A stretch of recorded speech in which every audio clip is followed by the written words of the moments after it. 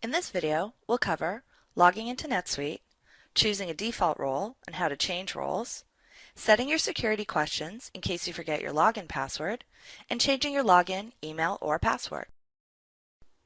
Let's go ahead and get logged into NetSuite. I'm at netsuite.com, which is our main visitor website.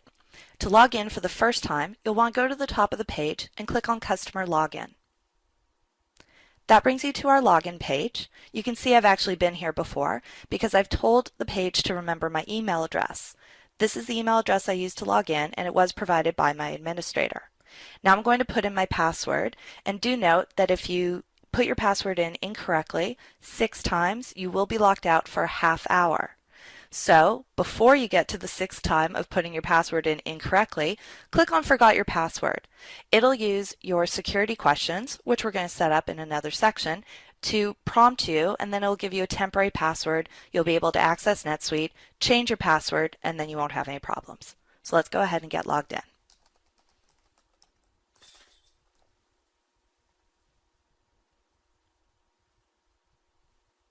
Now that we've logged into NetSuite, let's talk about roles.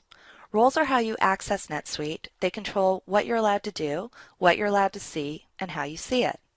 If you only have one role in NetSuite, you'll actually log directly into that role. But if you have more than one role, let's say you're an accountant and you also have access to the Employee Center, then you're going to be presented with the Choose Role screen when you first log in. In this screen, you can both set a default role, which means that the next time you log in, you'll go right into the role that you set as your default role.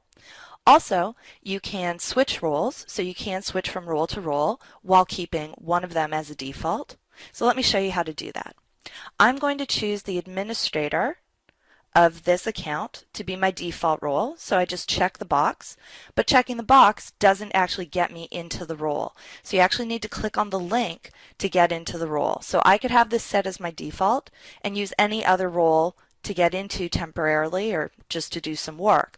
If I want to set this as my default and go into that role, I do need to click the link. So let's go ahead and do that.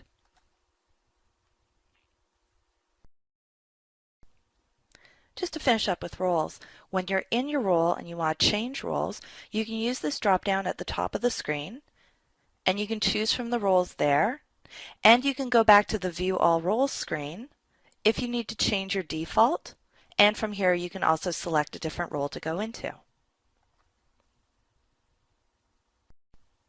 Now let's talk about setting up or changing your security questions. If you scroll to the bottom of your dashboard, or wherever you have your settings portlet, you'll see that you have Update Security Questions. If you haven't set them up, you usually get a pop-up asking you to set them up or if you want to set them up later. But you really should set security questions so that you can use them in case you ever forget your password and you need a temporary password to enter into NetSuite. Let's go ahead and click on the Security Questions link. So you can set up to 3 answers for 3 different questions, very basic things that you see in other systems as well. What's the name of your first pet? What's your mother's maiden name? Your grandfather's, maternal's mothered maiden name, etc. So I've set a few here. What's your first pet? Make and model of your first car, whatever you like. Just remember what the answers are going to be, and then you hit save.